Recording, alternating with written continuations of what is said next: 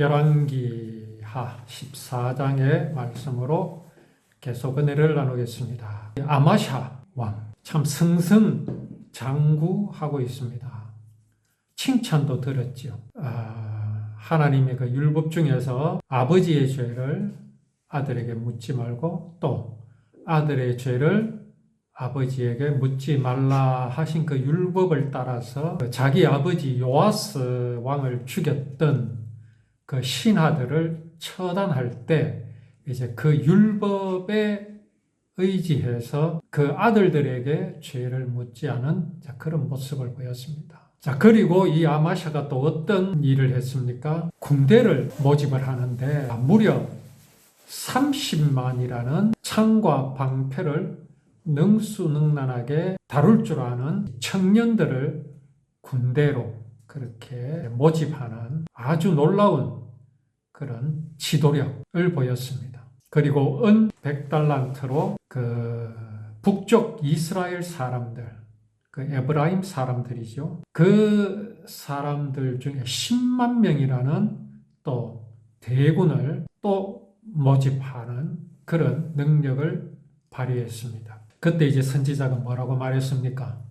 저 이스라엘 군사들과는 함께 하지 마십시오. 그러니까 이 아마샤가 뭐라 그랬죠? 아이고, 이게 돈을 100달란트나 지불을 했는데 그 돈을 어떻게 하겠습니까? 하니까 선지자가 뭐라 그랬습니까? 그거 하나님 다 갚아주십니다. 걱정하지 마십시오. 해서 그 군사들을 또 돌려보냈습니다. 자, 이렇게 여기까지 이제 아마샤의 모습을 보면 어떻습니까? 율법대로 잘 지키고 또 선지자가 말하는 대로 또 잘 따르는 그런 모습을 보였습니다. 자, 이렇게 되니까 그죠?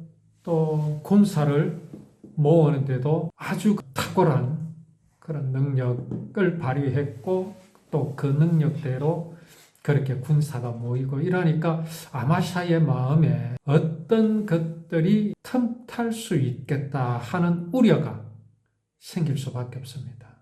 말씀에도 이렇게 우리에게 일러주시지요. 선줄로 알거든 넘어질까 조심하라. 그런 말씀이 있습니다. 지금 아마샤가 그런 가운데 이제 빠져들기 쉬운 아주 이제 그런 상황에 도달했습니다. 이제 거기서 이 정도가 되자 그가 보인 행보가 뭐였습니까? 에돔을 쳤지요. 에돔을 치고 이겼습니다. 근데 여기에서 이제 어떤 일이 일어납니까?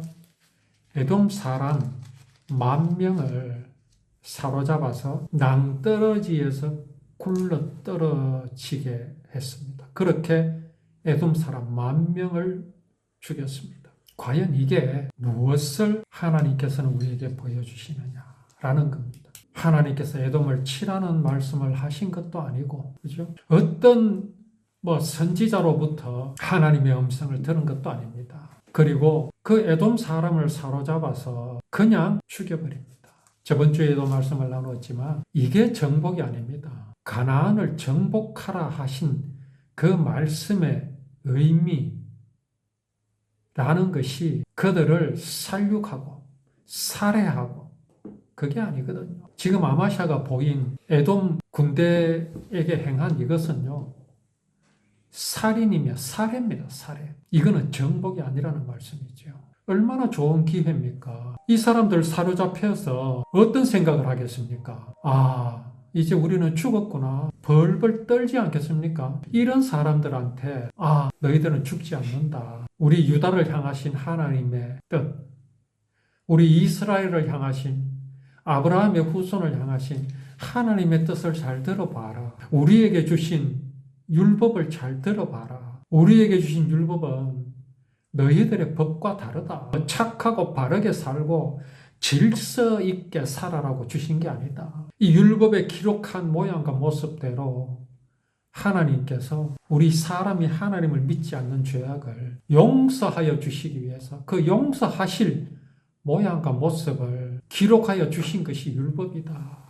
약속이다. 이걸 전했으면 그 에돔의 10,000명의 그 두려움에 떨고 있는 사람들이 어떻겠습니까? 감동하지 않겠습니까? 그들에게 율법 속에서 보여주시는 그 하나님의 구원의 언약은 들려주지 않고 그게 그냥 하나님의 뜻인 양 그들을 몰살시키는 이것은 하나님이 말씀하시는 정복이 아니라는 겁니다.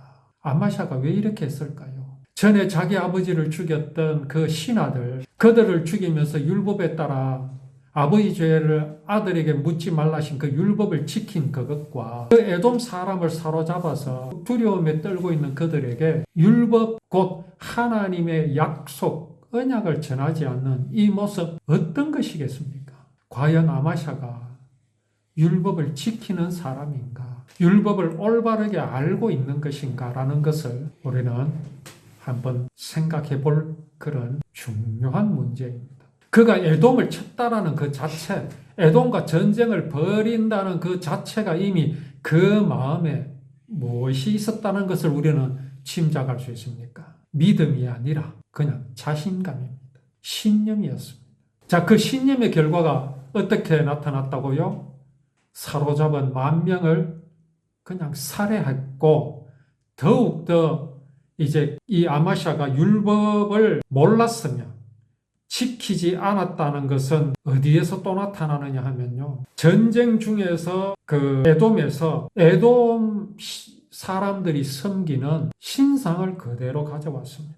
가져와가지고는 그것에 절하고 그것을 섬기는 그런 모습을 아마샤는 보였습니다. 이게 아마샤의 행적입니다. 그러니 이 아마샤라는 사람에 대해서, 왕에 대해서 그가 어떻게 해서 망할 수밖에 없었는가 하는 것을 우리는 분명히 알 수가 있죠. 이러한 것을 보면서 오늘을 살아가는 우리가 무엇을 알아야 하겠습니까? 진실로 아마샤가 망할 수밖에 없었던 것을 그 원인을 우리는 분명히 알아야 하고 찾아낼 수 있어야 합니다. 하나님은 그러면은 우리가 알기 쉽게 그대로 펼쳐 보여주시면 우리가 더 쉽겠는데 왜 하나님은 이런 거를 우리가 말씀을 앞뒤로 읽고 또 성령의 감동으로 그렇게 깨닫지 않으면 알 수 없도록 해놓으셨을까요?